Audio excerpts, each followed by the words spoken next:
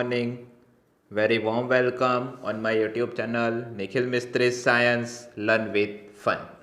आज हम यहाँ पे डिस्कस करने वाले हैं 9th स्टैंडर्ड इंग्लिश मीडियम के अंदर साइंस एंड टेक्नोलॉजी में चैप्टर नंबर 2 इस matter around us pure part 4 के बारे में। आगे वाले वीडियो लेक्चर्स मतलब कि पार्ट 1, पार्ट 2 और पार्ट 3 के अंदर जो भी मेजर कंटेंट्स थे इस चैप्टर के वो हमने डिस्कस कर लिए। ओके, सॉल्यूशन के बारे में पढ़ा था। अब यहाँ पे हमें लर्न करना है कि जो भी आपका सॉल्यूशन है उसको आप कैसे सेपरेट कर सकते हो। तो उसके लिए आपको यहाँ पे एक एक्टिविटी दी हुई है। ओके, जैसे आप डायग्राम में देख सकते हो, इवापोरेशन मेथड के लिए आपको यहाँ पे स्टैंड दिया है, बर्नर दिया है, बीकर दिया है, बीकर के अंदर पानी भरा हुआ है, ऊपर वॉच ग्लास रखा है और उसके ऊपर वहाँ पे इंक है। ओके, तो एक्टिविटी के अकॉर्डिंग आप चाहते हो तो आपको क्या करना है, तो यहाँ पे जो भी आपका बीकर है वो बीकर को आधा पानी से भरना है। उसके बाद उसके ऊपर आपको वॉच ग्लास रखना है और उसके ऊपर आपको यहाँ पे इंक के 2-3 ड्रॉप्स आपको यहाँ पे रखने हैं। जो भी वॉच ग्लास है वो क्या वर्क करता है, तो जो भी बीकर है उसके माउथ को वो क्लोज करता है। उसके बाद आपको यहाँ पे धीरे धीरे बर्नर से बीकर को हीट देना है। जैसे ही आप बर्नर को धीरे धीरे हीट देते हो तो जो भी पानी होता है वो पानी टेम्परेचर के अकॉर्डिंग बॉइलिंग होता है और उसका इवापोरेशन होना स्टार्ट हो जाता है, जिसकी वजह से जो भी वॉच ग्लास है उसके ऊपर आपको इवापोरेशन की इफ़ेक्ट देखने को मिलती है। जब आप यही कंटिन्यूअस करते हो तो क्या आपको देखने को मिलता है, तो जो भी इंक है उसके ऊपर क्या इफ़ेक्ट होती है, इंक का इवापोरेशन होता है या नहीं होता है, तो इन सब के बारे में आपको यहाँ पे पढ़ना है। तो आपके माइंड में बहुत सारे क्वेश्चंस होंगे। ओके, कि जो भी वॉच ग्लास है, वॉच ग्लास के ऊपर जो भी इंक थी क्या उसका इवापोरेशन होता है, वॉच ग्लास के ऊपर जो भी इंक थी क्या वो कम होती है। Okay, what is your interpretation, आप क्या सोचते हो, क्योंकि जो भी इंक है क्या इंक सिंगल सब्सटेंस है मतलब कि प्योर है या मिक्सचर है, इन सब के बारे में क्वेश्चंस के आंसर यहाँ पे आपको मिलेंगे। तो सीधी बात है, जो भी इंक है वो मिक्सचर है, किसका मिक्सचर है, डाई इन वाटर।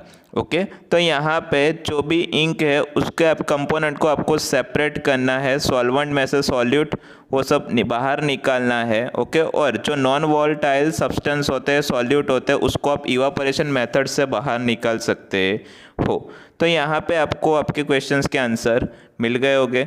ओके, उसके बाद सेकेंड मेथड है how can we separate cream from milk, मतलब कि मिल्क में से क्रीम को कैसे सेपरेट कर सकते हो।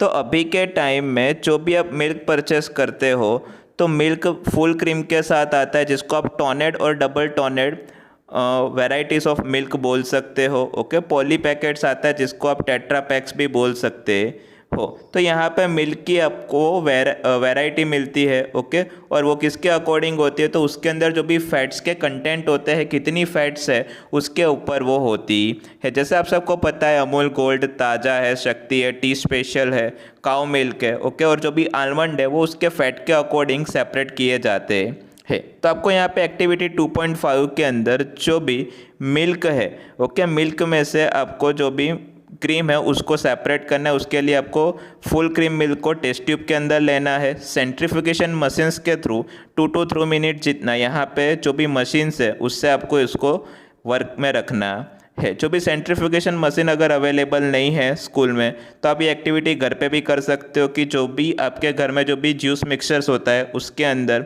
तो यहाँ पे जो भी डेयरी होती है तो वहाँ पे आप जाके देख सकते हो कि कैसे वो मिल्क में से क्रीम को सेपरेट करते हैं और कैसे वो चीज़ और पनीर मिल्क में से वो बनाते हैं।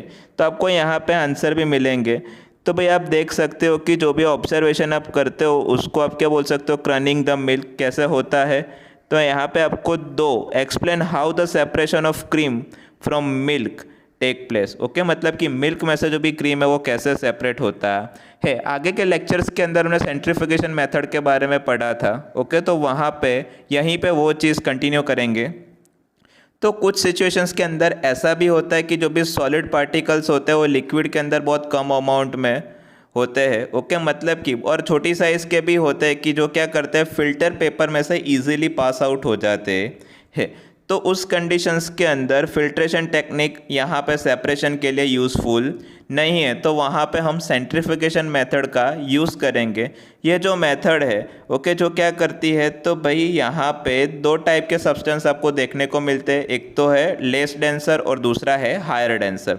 तो यहाँ पे जो भी ये मेथड है वो डेंसर पार्टिकल्स के ऊपर फोर्स क्रिएट किया जाता है, तो जो भी हाई डेंसिटी वाला सब्सटेंस है वो बॉटम में रह जाता है, और लाइट डेंसिटी वाला जो भी पार्टिकल्स है तो वो क्या होता है, रैपिडली स्पून होकर कहीं पे, मतलब कि वहाँ से वो सेपरेट हो जाता है, जिसका बेस्ट एग्जांपल है वॉशिंग मशीन और मिक्सर्स की, जिसमें आपने देखा होगा। तो यहाँ पे सेंट्रीफिकेशन मशीन्स के अकॉर्डिंग आपको कुछ एप्लीकेशंस दी हुई है। ये सब आप डायग्नोस्टिक लेबोरेटरीज होती है जहाँ पे आप ब्लड टेस्ट करवाते हो, यूरिन टेस्ट करवाते हो, वहाँ पे सेंट्रीफिकेशन मेथड यूज़ होती है। सेकेंड वन, जो भी डेयरीज होती है तो वो क्या करती है, तो भाई जो भी मिल्क होता है उसमें से बटर और क्रीम दोनों सेपरेट करती है। वो कैसे बनाती है, क्रीम में से बटर बनाने के लिए। और जो भी वॉशिंग मशीन है जो क्या करते हैं, भीगे कपड़े होते हैं, गीले कपड़े होते हैं, उसमें से पानी निकाल के क्लोथ को वेट करने के लिए, यहाँ पे ड्राई करने के लिए सेंट्रीफिकेशन मेथड्स का यूज़ किया जाता है। उसके बाद हम यहाँ पर डिस्कशन करेंगे, तो how can we separate a mixture of two immiscible liquids, मतलब कि दो लिक्विड्स एक दूसरे के अंदर ऐड है तो उसको आप कैसे सेपरेट करते हो। तो आपको यहाँ पे डायग्राम में एक फनेल दिया हुआ है जिसको आप सेपरेटिंग फनेल बोल सकते हो। वहाँ पे कैरोसिन ऑयल और वाटर दोनों एक दूसरे के साथ मिक्स है, स्टॉपकॉक आपको दिया हुआ है। तो यहाँ पे ये दो सब्सटेंस है, दोनों की डेंसिटी में थोड़ा बहुत चेंज है ओके, तो उसके अकॉर्डिंग हम यहाँ पे एक्टिविटी 2.6 प्रीफर करते हैं। तो यहाँ पे आपको दो सेपरेट सब्सटेंस जैसे कि कैरोसिन ऑयल और वाटर दोनों एक ही साथ आपने एक ही फनेल के अंदर भरे हुए हैं ओके। तो यहाँ पे जो भी मिक्सचर ऑफ कैरोसिन ऑयल और वाटर है उसको आपको क्या करना है, तो भाई सेपरेटिंग फनेल में से सेपरेट करना है। तो यहाँ पे जो भी अनडिस्ट्रीब्यूटेड, मतलब कि कैरोसिन और वाटर आपको दिया हुआ है वो दोनों सेपरेट लेयर में है, एक दूसरे के साथ मिक्स नहीं है। जैसा ही आप स्टॉपकॉक को ओपन करते हो तो वैसे ही क्या होता है, फनेल में से जो भी वाटर होता है वो धीरे धीरे नीचे आता है, और जैसे ही कैरोसिन का लेयर आ जाए उसी टाइम पे आपको स्टॉपकॉक से उसको बंद कर देना है, जिससे पानी सब बाहर निकल जाएगा और जो भी कैरोसिन होता है वो अपर साइड जो भी फनेल होता है वहीं पे स्टॉप हो जाता है। और इस तरह आप दो सब्सटेंस को एक दूसरे से सेपरेट कर सकते हो और डिफरेंट कर सकते हो। तो यहाँ पे उसकी कुछ एप्लीकेशंस आपको दी हुई है। तो उसमें फर्स्ट एप्लीकेशन क्या है, तो जो भी ऑयल और वाटर का मिक्सर है उसको आप ऐसे ही सेपरेट कर सकते हो। सेकेंड एप्लीकेशन आपको यहाँ पे दी हुई है, तो जो भी एक्सट्रैक्शन ऑफ द आयरन, मतलब कि जो भी और सॉइल में से जो भी पूरा कचरा या तो गड्ढा निकलता है उसमें से आयरन को निकालने के लिए ये मेथड का यूज़ होता है, जिसमें जो भी लाइटर स्लैग होता है तो उसको वो क्या करते हो, तो भाई जो भी मशीन्स होता है, फर्नेस होता है, उसमें अपर पार्ट्स में से आप बाहर निकाल लेते हो, और जो भी मोल्टन आयरन होता है वो बॉटम में से फर्नेस में से बाहर निकल जाता है। और जो भी ये सिचुएशंस है तो वो इमिसिबल लिक्विड्स है जिसको आपको सेपरेट करना है। तो यहाँ पे वो डेंसिटी के अकॉर्डिंग होता है और उसी प्रिंसिपल के अकॉर्डिंग ये वर्क करता है। मतलब कि लोअर डेंसिटी वाले कहाँ पे होते हैं, ऊपर, और हायर डेंसिटी वाले कहाँ पे होते हैं, नीचे। उसके बाद आपको दिया हुआ है how can we separate a mixer of salt and camphor. तो यहाँ पे आपको डायग्राम में आप देख सकते हो, आपको यहाँ पे बर्नर दिया हुआ है ओके, चाइना डिश दी हुई है, स्टैंड दिया हुआ है जिसको आप ट्राइपॉड बोल सकते हो। उसके ऊपर जो भी फनेल है वो फनेल को उल्टा करके रखा हुआ है, उसका जो भी माउथ है वहाँ पे आपने कॉटन से उसको लॉक कर दिया है। चाइना डिश के अंदर आपने एमोनियम क्लोराइड और सॉल्ट लिया है और उसको आप हीट देके यहाँ पे सेपरेट करने का ट्राई करते हो।